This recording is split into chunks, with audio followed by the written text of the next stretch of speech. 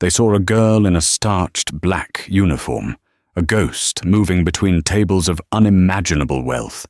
They saw her as a pair of hands, there to fill a water glass or clear a plate. Nothing more. When Richard Sterling, the real estate titan, whose face was plastered on every business magazine in the country, stormed into the Sovereign restaurant, he treated the young Japanese woman at his table not as a guest, but as a roadblock to his next conquest. He mocked her, belittled her, and dangled her family's legacy over her head like a predator toying with its prey. He believed his billions gave him a license for cruelty, a shield of impunity. But he made a catastrophic miscalculation. He failed to notice the waitress, the one polishing the silverware just out of his line of sight. He didn't realize she wasn't just working for tips to cover her rent. She was an art historian, a specialist in a field so niche, so precise, that it could unravel empires built on lies. And when she finally spoke, she wouldn't be asking about the wine's pairing. She would be exposing a forgery so audacious it would bring his entire world crashing down around him. Stay tuned, because the quietest person in this room is about to cause the loudest explosion. The Sovereign wasn't merely a place to eat. It was a gilded stage in the heart of Boston's Back Bay, a sanctuary for the city's old money and the brash new titans who sought their approval. The walls were panelled with dark, century-old oak. The chandeliers were Venetian crystal that refracted the candlelight into 1,000 tiny rainbows, and the air hummed with the low thrum of power, smelling faintly of aged leather and lobster bisque. For Clara, however, it was a research library. At 24, Clara Hayes had mastered the art of invisibility. It was the first rule of serving at the Sovereign.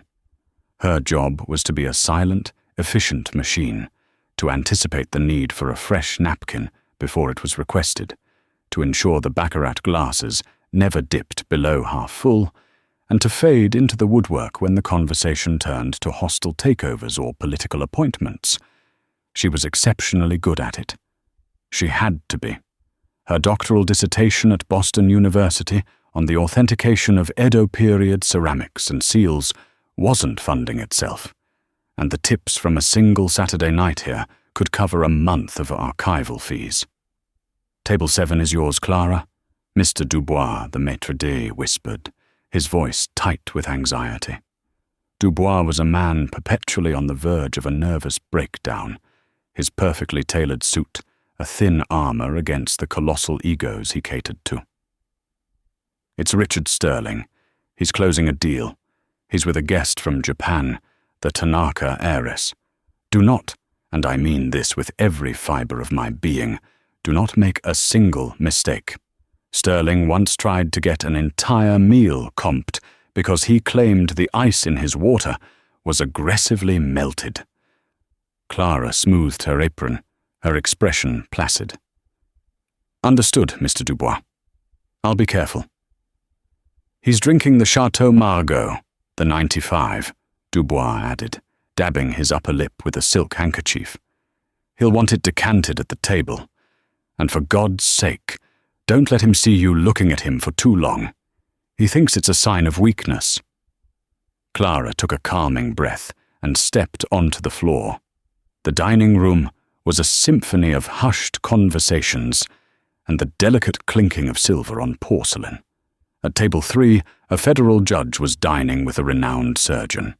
At table 9, a celebrated novelist was quietly sipping a martini, but the room's gravitational center shifted the moment Richard Sterling entered. Sterling didn't walk. He conquered.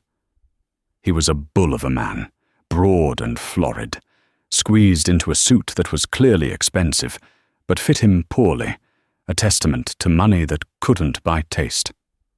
He had a booming laugh that wasn't born of joy, but of a need to announce his presence, to force every other conversation to a halt.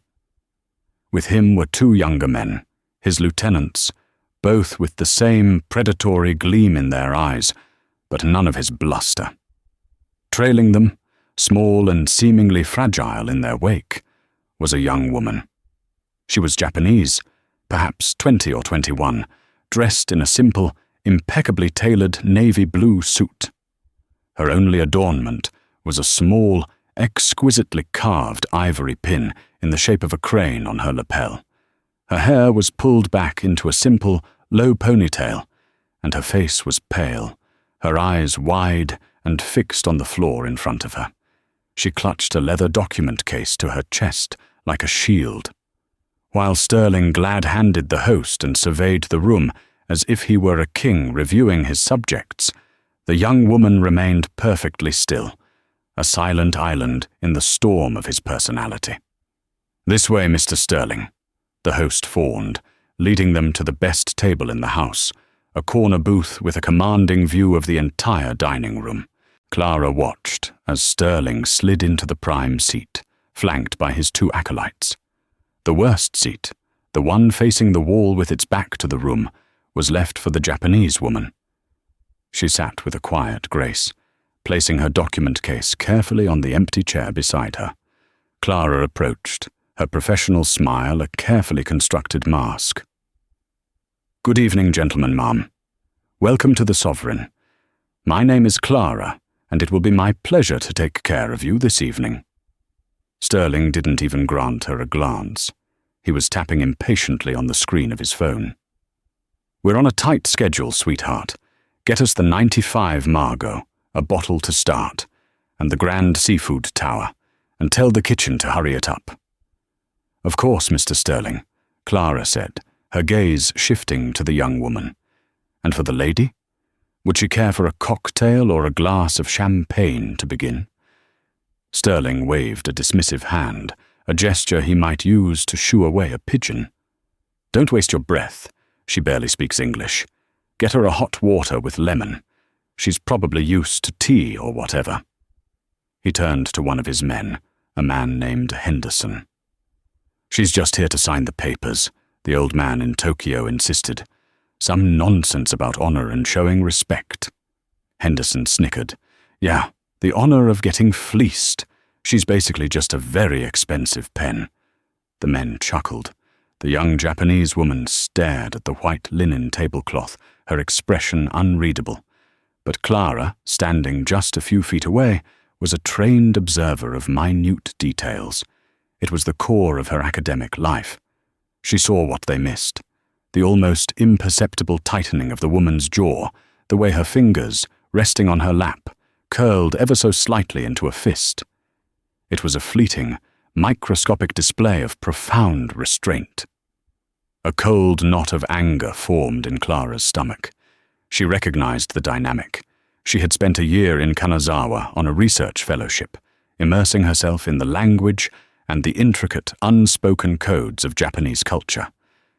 She knew that in Japan, silence was often a weapon, a tool of observation, a way of allowing an opponent to reveal their own weaknesses. It was not, as these men assumed, a sign of submission. "Hot water with lemon," Clara confirmed, her voice a perfect neutral monotone. "I shall return momentarily." As she walked toward the bar, Sterling's voice boomed behind her, carrying across the hushed dining room. "I'm telling you, Henderson, this is the score of a lifetime. The Tanaka family is on the ropes. Old man Tanaka had a stroke last year, and this girl, Aiko, she's all that's left. She's in way over her head. They have to sell." Clara paused at the service station, her hand hovering over a lemon squeezer. "The land itself is worthless," Sterling continued, his voice dripping with condescension. "Some ancient, dilapidated garden they've owned for centuries. But the zoning variance I pushed through her city hall last month, it makes that plot the single most valuable piece of real estate in Kyoto for commercial development. They don't know that. The contract she's about to sign sells it to us for a fraction of its true worth. We're going to bulldoze their precious little rock garden and put up a 7-star luxury hotel before the cherry blossoms bloom next year." Clara felt a chill that had nothing to do with the restaurant's air conditioning. The Tanaka family. She knew that name. Not from business journals, but from her own research. The Tanaka Garden in Kyoto was not just some ancient garden. It was a national treasure, a perfectly preserved example of Muromachi period landscape design, famous for its 400-year-old weeping cherry tree. To bulldoze it would be an act of cultural vandalism on an unimaginable scale. She risked a glance back at table 7. Aiko Tanaka, the expensive pen, had lifted her head. For a fraction of a second, her eyes met Clara's across the room. There was no defiance in them, no plea for help. There was only a deep, profound, and heart-breaking weariness. Clara grabbed the decanter. This dinner wasn't a negotiation. It was a mugging. And she was being asked to serve the wine while it happened. The deep red of the Chateau Margaux swirled in the crystal decanter, catching the light like liquid rubies. Clara performed the ritual with the grace of a surgeon, pouring a small amount for Sterling to taste. He barely sniffed it, before grunting his approval, already reaching for his glass. To progress, Henderson toasted, his glass held high. To turning old dirt into new money, the other man, Peterson, chimed in with a smirk. Sterling laughed, clinking his glass against theirs with enough force to make Clara wince. He took a large gulp of the wine, a beverage that deserved to be savoured, and swallowed it like cheap beer. He then leaned forward, planting his thick elbows on the table, a cardinal sin of etiquette in a place like the Sovereign. Aiko Tanaka sat with her hands folded in her lap. She had not touched her hot water. "So," Sterling said, turning his attention to her. He spoke slowly and loudly, articulating each word as if addressing a toddler. "You. Like. Boston? Big? Buildings? Good. Food." He gestured vaguely with his hands, creating clumsy shapes in the air. Aiko offered a small, hesitant nod.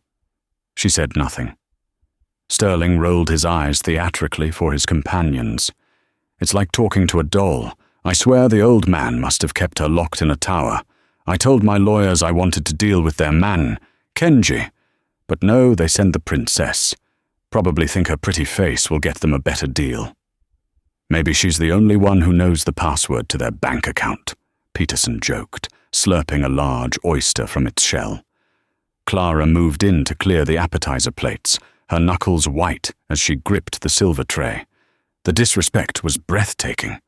In Japanese culture, particularly in matters of business and family legacy, the concept of kao o tateru, saving face, was paramount.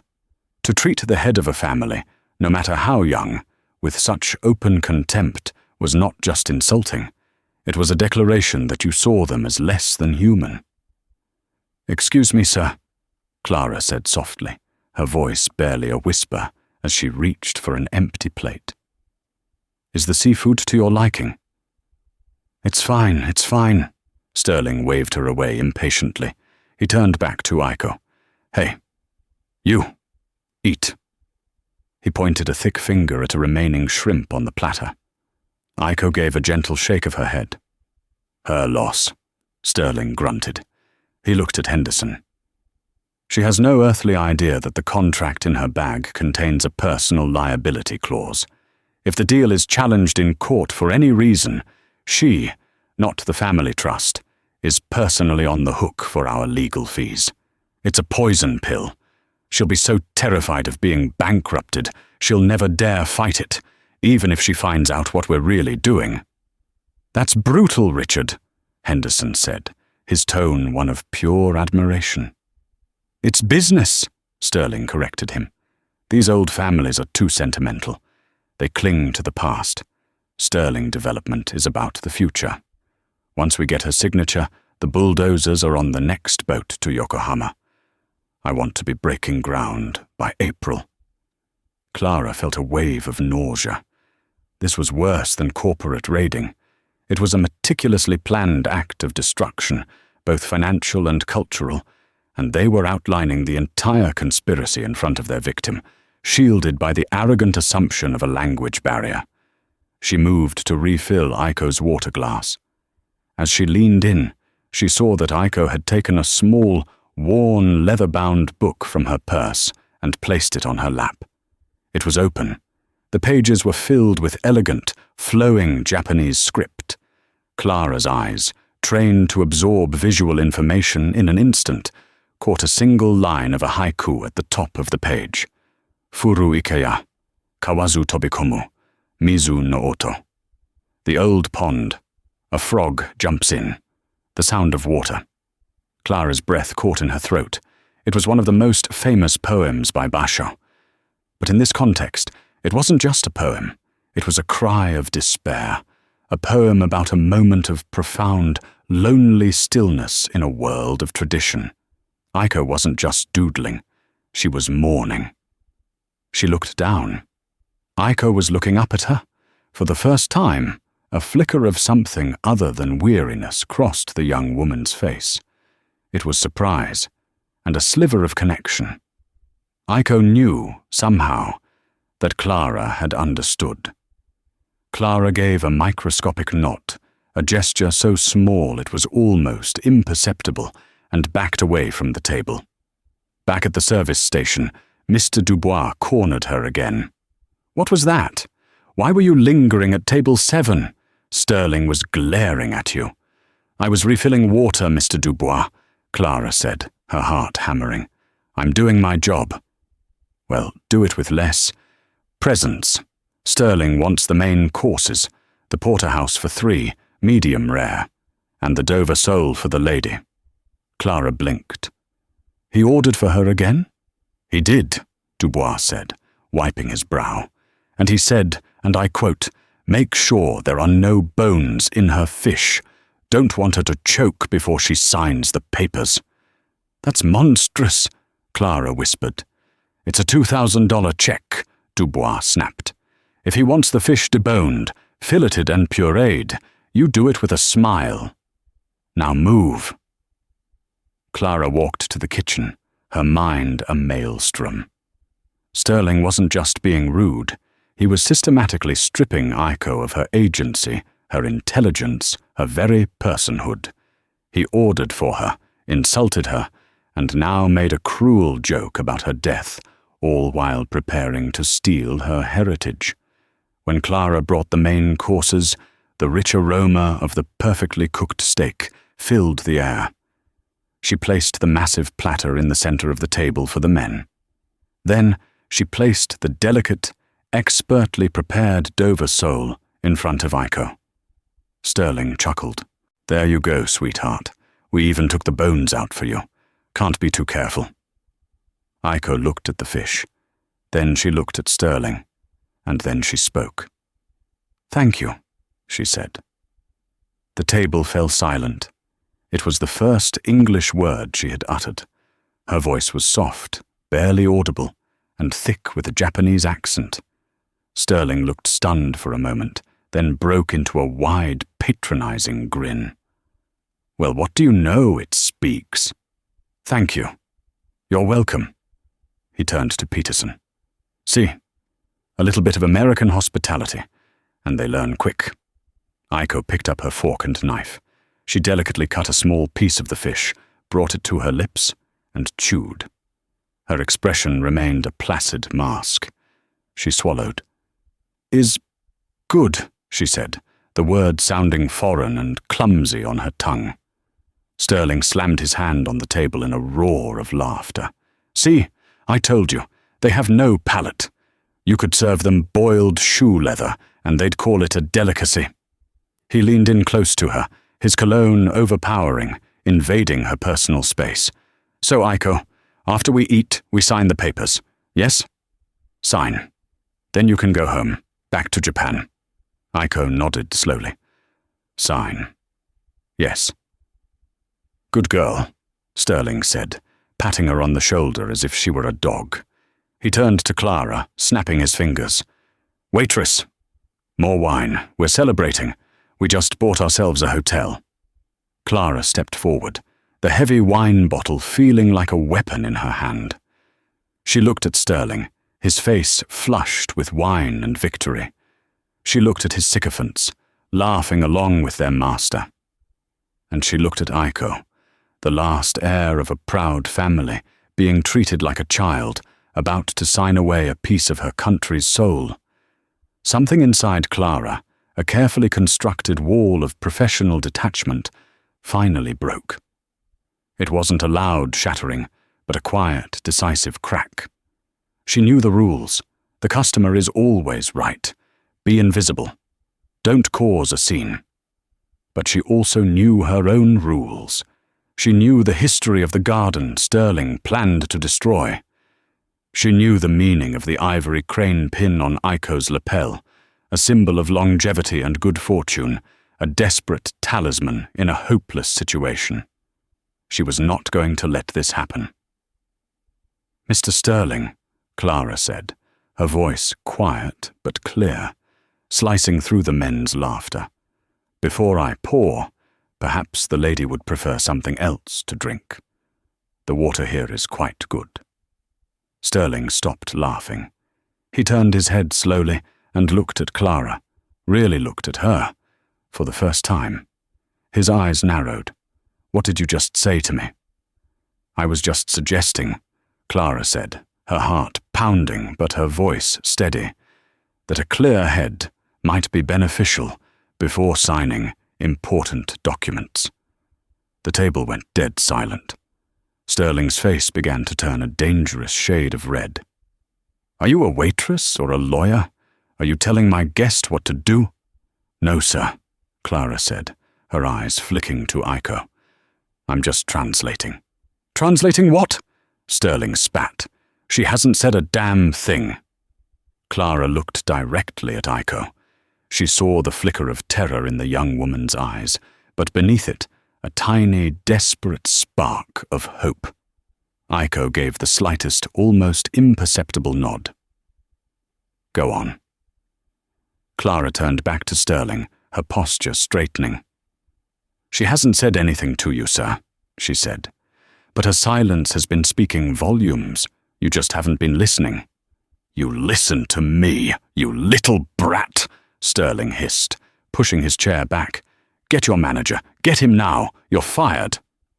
"I can certainly do that," Clara said, her voice ringing with a newfound confidence. "But you might want to reconsider. Because I'm the only person in this room who knows that the contract you're about to have her sign is a forgery." The silence that followed Clara's accusation was not merely quiet. It was a vacuum. It sucked the air from the room, pulling the ambient chatter from other tables into a vortex of stunned stillness centered on table 7. Richard Sterling stared at Clara, his mouth hanging open, a piece of half-chewed steak visible inside. The florid red of his face drained away, leaving a pasty, mottled grey. What did you just say?" he stammered, his voice a hoarse whisper. "I said," Clara repeated, her own voice surprising her with its strength, "that the contract is a forgery, a fake." "You—" Sterling surged to his feet, his chair scraping violently against the polished floor. "You insolent little— Mr. Sterling! Mr. Sterling! Please!" Mr. Dubois materialized instantly, his face the color of ash. He had clearly been hovering nearby, sensing disaster. "Is there a problem?" "Sir, I am so sorry. This employee has overstepped. Clara, apologize to Mr. Sterling at once and leave the floor." "Apologize!" Sterling roared, his voice cracking with fury as he turned on the terrified maître d'. "She just accused me of fraud, in front of my guest. She's trying to sabotage a multi-million-dollar real estate deal. She's insane." Dubois turned on Clara, his eyes wide with panic. "Clara, go to my office. Now, pack your things. You are terminated. Do you understand me? Finished." The words hit Clara like a physical blow. Fired. The dissertation funding, the rent, the fragile stability of her life. All gone. For a moment, her resolve wavered. She opened her mouth to retreat, to apologize, to vanish back into the invisibility that had always been her shield. But then, a quiet voice cut through the tension. "Mate kudasai." "Please wait." Everyone froze. The voice was Aiko Tanaka's. She had spoken in Japanese. She was looking not at Sterling, not at Dubois, but directly at Clara. Sterling's head whipped around. "What? What did she say? What is that gibberish?"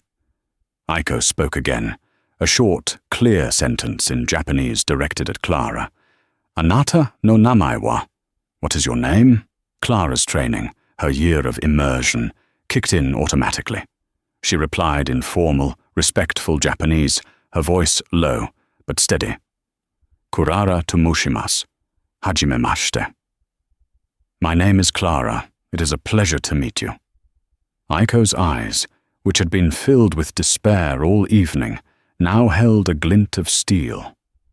She looked at Dubois, then at Sterling, and spoke a longer stream of fluid, authoritative Japanese. "What the hell is going on?" Sterling demanded, looking back and forth between the two women. "What is she saying?" Clara took a deep breath. She was no longer just a waitress. She was an interpreter in a battle she had started. "She says," Clara translated, her voice projecting across the silent room, "that I am not to be dismissed. She says that for the first time this evening, someone is treating her with respect, and she will not allow that person to be punished." Sterling's jaw dropped. She said that? She can't have said all that in those few words. "Japanese is a very efficient language, Mr. Sterling," Clara said coolly. "Get her out of here," Sterling bellowed at Dubois. "I don't care if she's the Queen of Sheba. This waitress is fired." Dubois took a hesitant step toward Clara, but Aiko moved with surprising speed. She reached for the document case beside her, unzipped it, and pulled out not a contract, but a slim, state-of-the-art tablet. She tapped the screen, and it glowed to life. With a few swift motions, she brought up a high-resolution image and slid the tablet across the table to Sterling. The image was a side-by-side comparison. On one side was a scan of a document with a bright red, intricate seal at the bottom. On the other was a photograph of an identical-looking seal, but under microscopic analysis, revealing subtle differences in stroke width and ink bleed. Aiko looked at Clara and spoke again in Japanese, her voice sharp and precise. "Tell him," Clara translated, her eyes fixed on Sterling's paling face, "that the image on the left is from the contract he provided. The image on the right is a forensic scan of the official Tanaka family, Hanko, our corporate seal, which is a registered national artifact kept in a vault in Tokyo. She says her legal team has been analyzing his documents for weeks. She asks him to explain why the seal on his contract is a clumsy, computer-generated fake." The room was so quiet you could hear the fizz of champagne bubbles from a nearby table. Sterling stared at the tablet, his bravado utterly collapsing. Henderson and Peterson looked at each other in naked panic. "How?" Sterling whispered. "How could you know?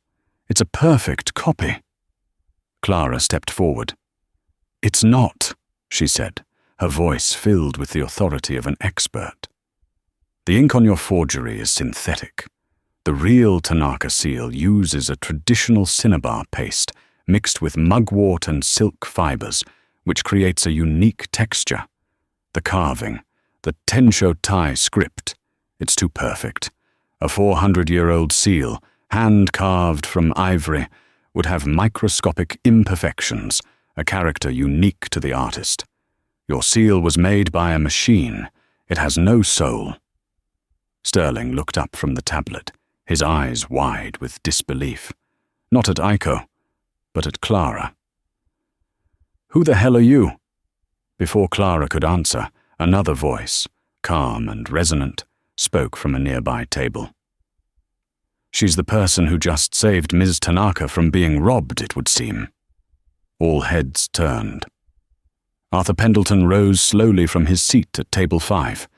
He was a man in his late 70s, impeccably dressed in a tweed jacket, his silver hair neatly combed.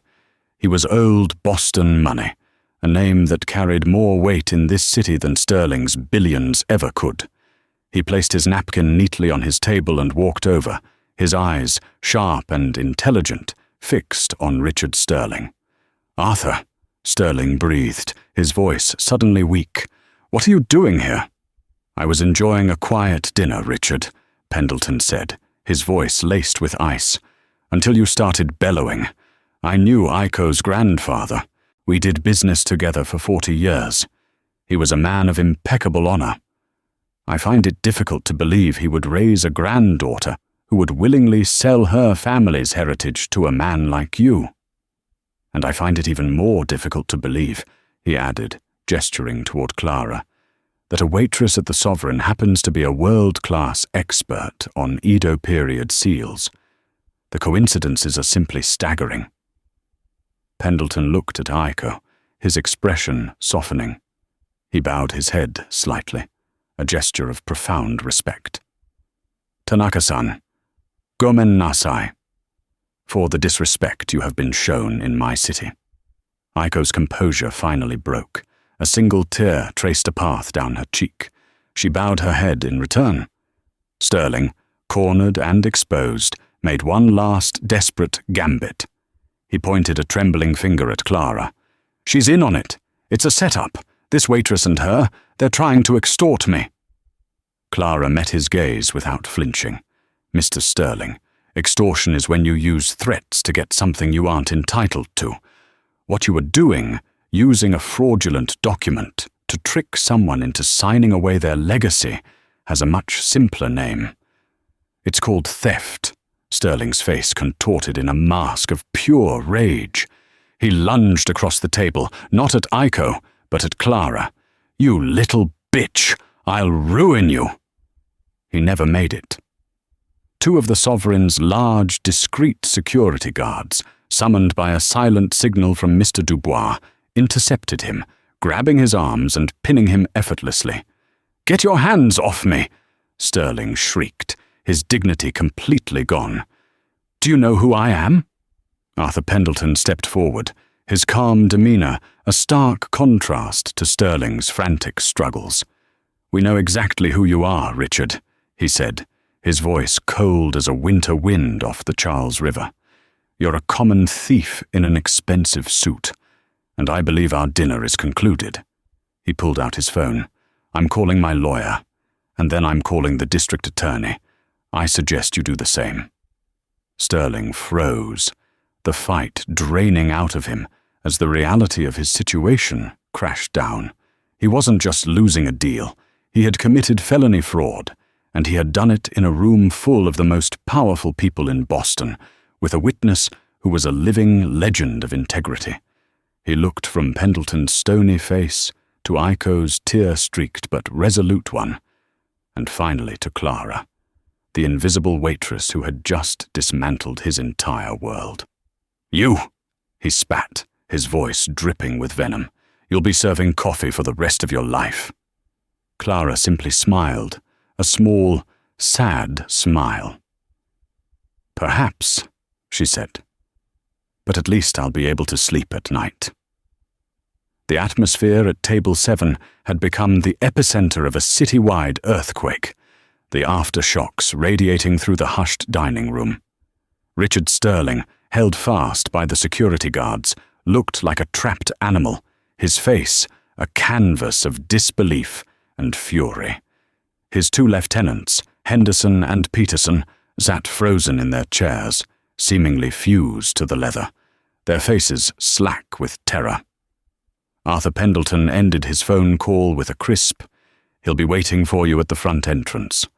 Thank you." He slid the phone back into his jacket pocket and turned his attention to the sputtering Sterling. "Assaulting a young woman in my presence, Richard? On top of fraud? Your judgment has always been questionable, but this is a new low. Even for you." "This is a misunderstanding," Sterling blustered, trying one last time to salvage the situation. The contract was a draft, a clerical error from my legal team. This girl, he sneered, nodding at Clara, is a plant, a corporate spy. Clara almost laughed. The idea was so absurd. Her bank account, with its current balance of $217.34, would argue otherwise. A corporate spy who happens to be a PhD candidate specializing in the very subject of your forgery, Pendleton countered, his voice dry. Richard, the time for lies is over. You have been caught. The only question now is whether you walk out of here with a shred of dignity, or if you force us to have the police escort you. The mention of the police seemed to finally puncture Sterling's last layer of denial. The fight visibly left his body, replaced by a sullen, venomous resignation. "Let go of me," he muttered to the guards. They looked to Mr. Dubois, who glanced at Pendleton, who gave a slight nod. The guards released his arms. Sterling straightened his suit jacket, a pathetic attempt to regain his lost authority. He glared at Iko. "You'll regret this. You and your crumbling garden." He then fixed his gaze on Clara, his eyes burning with a hatred that was almost tangible. "And you. I'll find out who you are. I'll make sure you never work in this city again. Not as a waitress, not as a dog walker." He turned and strode toward the exit, his acolytes scrambling to follow him like frightened jackals. The entire restaurant watched his humiliating retreat in dead silence. As he passed the host stand, a man in a dark suit stepped forward to meet him. Pendleton's lawyer had arrived with remarkable speed. The moment they were gone, a collective sigh seemed to ripple through the room.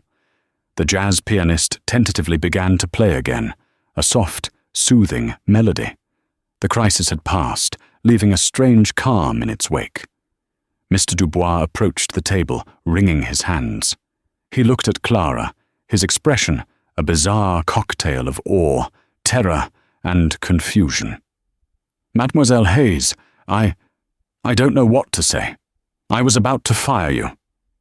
"You did fire me, Mr. Dubois," Clara reminded him gently. "A temporary lapse in judgment," he insisted, sweating profusely. "Of course you are not fired. Please take the rest of the night off, with pay, with double pay." Pendleton chuckled softly. "I think Miss Hayes has earned more." The aftermath of Richard Sterling's ignominious exit was not a thunderclap of victory, but a strange, ringing silence. The air in the Sovereign, thick with the scent of seared steak and expensive perfume, seemed to vibrate with the ghost of his fury. For a long moment, Clara stood rooted to the spot, her hand still resting on the cool, heavy glass of the Chateau Margaux bottle. The adrenaline that had sharpened her senses and steadied her voice began its treacherous retreat, leaving a tremor in its wake. Her knees felt like water.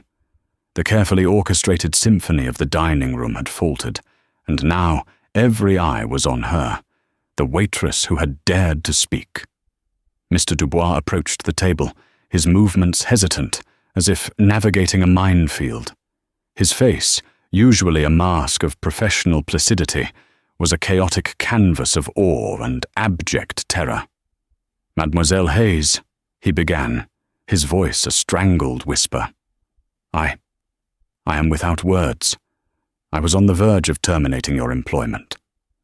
"You did terminate my employment, Mr. Dubois," Clara corrected him, her own voice sounding distant, detached. The reality of those words, which had felt like a death sentence only minutes ago, now seemed absurdly small. "A momentary, a most regrettable lapse in judgment," he insisted, dabbing his brow with a handkerchief that was already soaked through. "A misunderstanding of the highest order. Of course, you are not dismissed. Your position is secure, utterly secure. Please take the remainder of the evening off. With compensation, double compensation, for the emotional distress." A low, dry chuckle came from Arthur Pendleton, I believe Miss Hayes has earned a great deal more than a night off, Dubois." He turned his piercing, intelligent eyes from the flustered maître d' to Clara. The gaze was not condescending or appraising, but one of genuine, scholarly respect.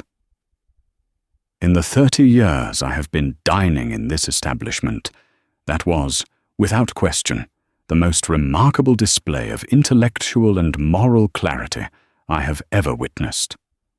Your knowledge is not merely formidable, it is a weapon in the service of truth. May I inquire as to your academic home?" "Boston University, sir," Clara managed, the heat of a blush rising from her neck. The room was slowly returning to a low hum, but their table remained an island of suspended time. "My doctoral research was supported by a fellowship at the Ishikawa Prefederal Museum of Art in Kanazawa." "Kanazawa," Pendleton repeated, a fond smile touching his lips. "A city of profound beauty and integrity. It explains a great deal. I knew your analysis of the seal was unimpeachable the moment you spoke of the Tensho-Tai script's soul. Sterling's forger was a technician, not an artist. He replicated the form, but could never comprehend the spirit." He shifted his attention, his entire demeanor softening as he addressed Aiko, who sat clutching her small journal like a life raft. "Aiko-san," he said, his voice imbued with a gentle paternalism. "The danger has passed. You are safe. I have taken the liberty of arranging a suite for you at the Four Seasons. My personal staff will ensure your comfort, and my legal counsel will liaise with your representatives in Tokyo tomorrow morning. The legal ramifications of this unfortunate affair will be handled with the utmost discretion and vigor. You will not have to suffer the presence of Mr. Sterling again." Aiko looked up, her dark eyes glistening with tears that had, until now, been held back by a dam of immense fortitude. She spoke in a stream of heartfelt Japanese, her voice trembling with emotion. "Hontou ni arigatou gozaimasu, Penderuton-sama, Soshite, Kurara-san." She opened the journal on her lap. It was not a book of poetry, Clara now saw, but a personal diary, its pages filled with the elegant, forceful calligraphy of an older hand, her grandfather's. On the final page, he had sketched the ancient weeping cherry tree from their family garden, a simple ink drawing that conveyed centuries of life. Aiko had been staring at it all night, not in mourning, but in communion, drawing strength from its deep roots. "She wishes to express her deepest gratitude, Mr. Pendleton," Clara translated, her voice soft. "She says that you have protected something far more precious than land or money. You have protected the spirit of her grandfather." Pendleton looked genuinely moved, placing a hand over his heart for a moment.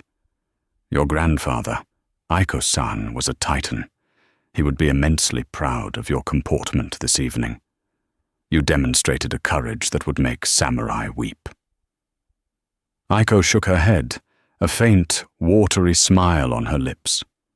She spoke again, her words directed at Clara, but meant for them all. "She says the courage was not her own," Clara relayed, a lump forming in her throat. "She says she had already surrendered. She had resigned herself to the signing, to the loss.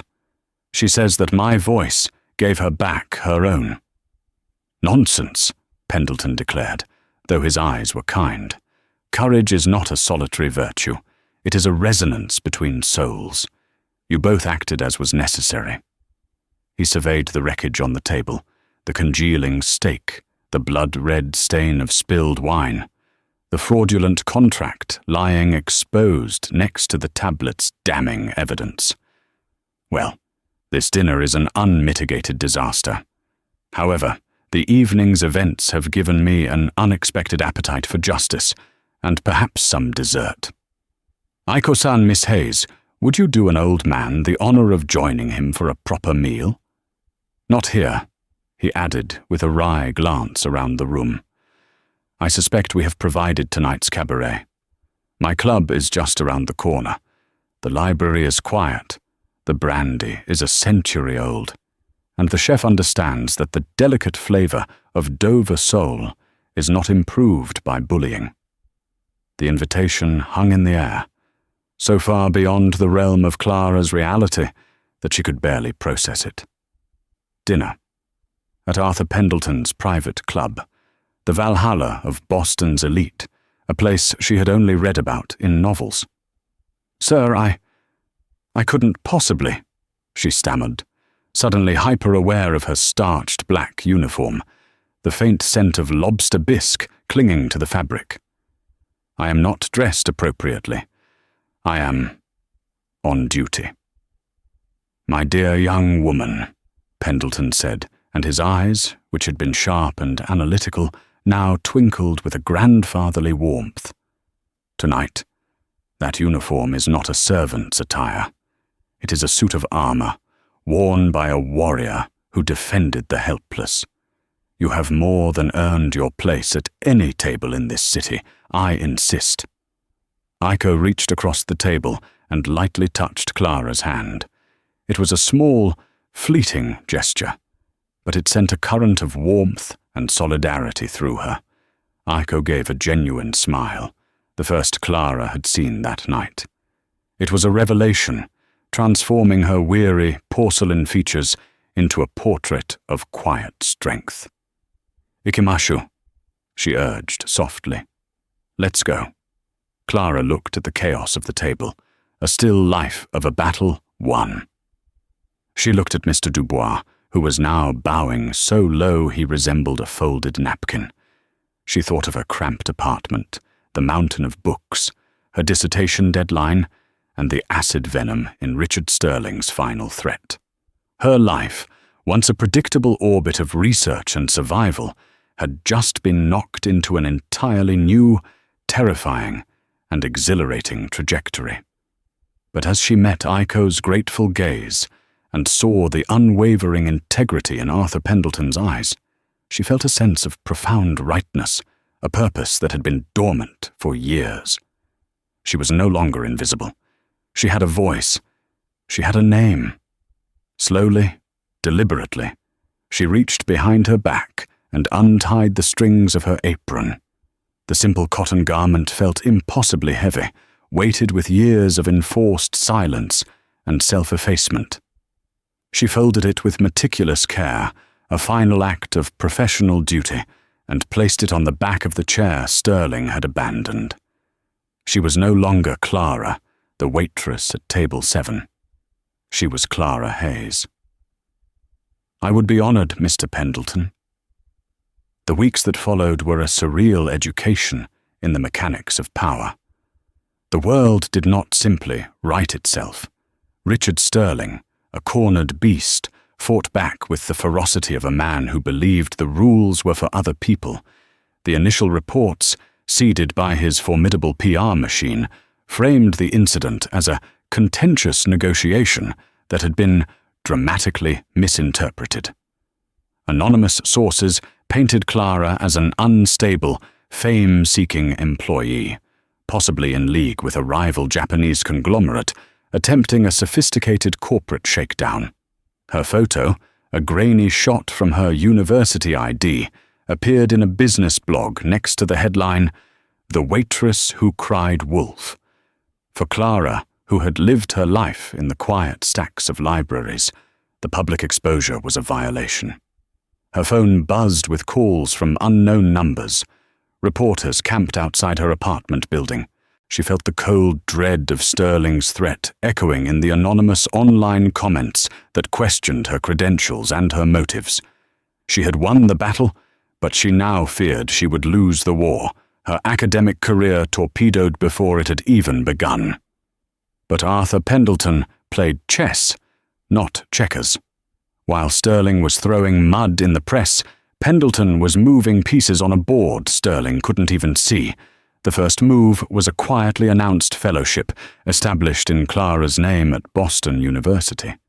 It was not merely a grant, it was a fortress The Clara Hayes Fellowship for the Study of Cultural Provenance and Preservation came with funding so substantial it would cover her doctoral work, postdoctoral research, and a future endowment for the department.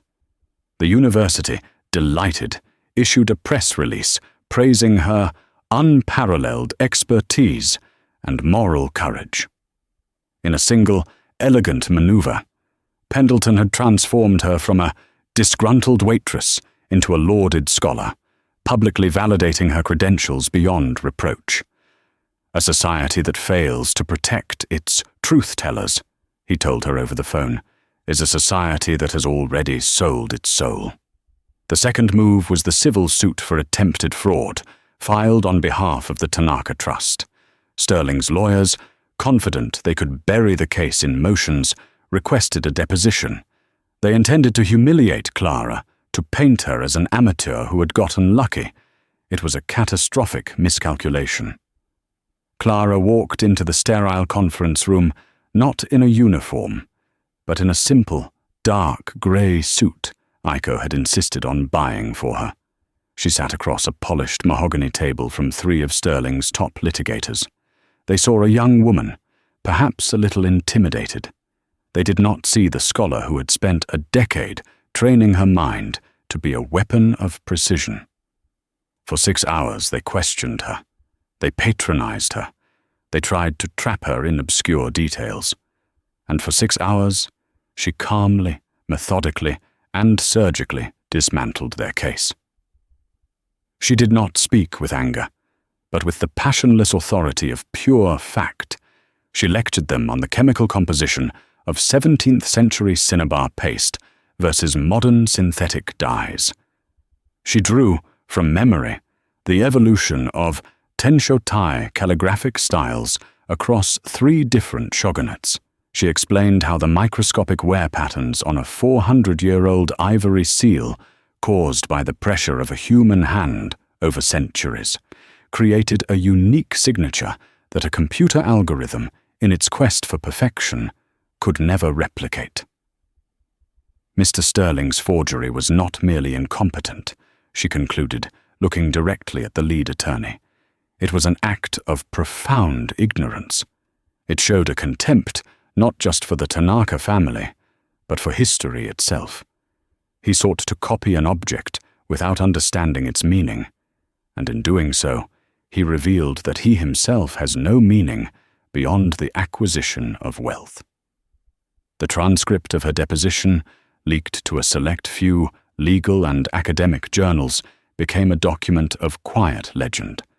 The narrative was broken. The war was turning. Aiko, meanwhile, blossomed. Freed from the shadow of Sterling's contempt and mentored by Pendleton, she revealed herself to be her grandfather's heir in spirit as well as blood. She did not retreat to Japan. She stayed in Boston, orchestrating the legal strategy with a preternatural calm. She leveraged the incident, not for sympathy, but for a cause. The Tanaka Foundation for Cultural Heritage was born, an international organization dedicated to protecting historical sites from predatory developers. The story of her garden became its founding principle. Clara's first official act as a consultant for the Pendleton Foundation was to accompany Aiko to Kyoto. Her assignment, to conduct a full historical survey of the Tanaka estate and create a long-term preservation plan. Months after that night of terror and transformation, Clara stood on a smooth, grey stone bridge arching over a koi pond in the Tanaka garden. It was late spring. The famous weeping cherry tree had shed its blossoms and was now a cascade of vibrant green leaves. The air was cool and smelled of damp earth, moss, and the faint, clean scent of cedar from the nearby family temple. Aiko stood beside her, dressed not in a severe business suit, but in a soft, indigo-blue kimono. "My grandfather taught me that this garden is a living text," Aiko said, her English now fluid and confident. "Each stone has a name. Each turn of the path tells a story. He believed that to walk here was to have a conversation with our ancestors. "What are they saying today?" Clara asked softly. Aiko smiled. "They are saying, 'Thank you,' and they are asking what took me so long to speak up. They spent their days in the family's kura, or storehouse, a treasure trove of art and history. Surrounded by ancient scrolls, delicate ceramics, and samurai armor, Clara felt as if she had finally come home. This was her language, the silent dialogue of objects, the stories told by the crack in a glaze or the fade of an ink stroke. She and Aiko worked side by side, a seamless partnership built on mutual respect. They were no longer the powerful heiress and the invisible waitress. They were two scholars, two women who had been tested by fire and emerged stronger. One afternoon, while cataloguing pottery, Aiko held up a beautiful, simple tea bowl. A network of fine gold lines crisscrossed its surface, tracing the paths of old breaks. "Kintsugi," Aiko explained, running a finger along a golden seam. "We do not hide the damage, we illuminate it. We believe the object is more beautiful for having been broken. The repair becomes part of its history, a testament to its resilience." She looked at Clara, her eyes deep with meaning. "That night at the Sovereign, we were both broken. He tried to shatter my family's honor and your professional life. But now, I think we have been repaired with gold." The final, fatal blow to Richard Sterling was not delivered by a judge's gavel, but by a quiet, 2-page article in an esoteric journal of historical preservation written by Dr. Clara Hayes. It was a scholarly, dispassionate analysis of the Muromachi period landscape design of the Tanaka Garden, detailing its cultural significance and irrefutable status as a world treasure. It never mentioned Sterling's name. It didn't have to. The article was reprinted with breathtaking photographs in publications around the globe. The public outcry was a tidal wave of condemnation. Sterling, the self-proclaimed builder of the future, was irrevocably recast as a barbarian at the gates of history. His partners distanced themselves. His financiers called in their loans. His empire, built on a foundation of hubris and debt, did not fall in a dramatic explosion, but slowly, quietly, rotted from within.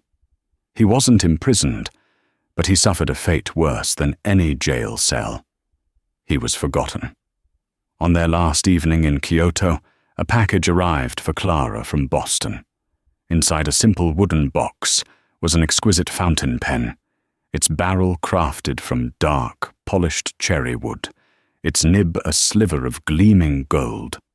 The card on Arthur Pendleton's heavy cream stationery contained only a few handwritten lines. "Dear Clara, every warrior needs a worthy sword. Every scholar needs a worthy pen. The world is full of forgeries. Keep writing the truth. Yours, AP." Clara held the pen. It felt balanced, solid, real. Later that night, she sat on the veranda of her room, overlooking the garden. The stone lanterns cast a soft, ethereal glow on the moss and the ancient trees. She opened a new, empty journal. She didn't think about Richard Sterling or the life she had left behind. She thought about the stories held within the garden's walls, the silent histories waiting to be told. She uncapped the pen, its golden nib catching the lantern light. She had found her voice in the gilded cage of a dining room, a whisper that had toppled an empire. Now, that voice would not be a whisper, but a clear, steady, and enduring testament to the things that last. She touched the nib to the page, and in the profound, peaceful silence of the Kyoto night, she began to write.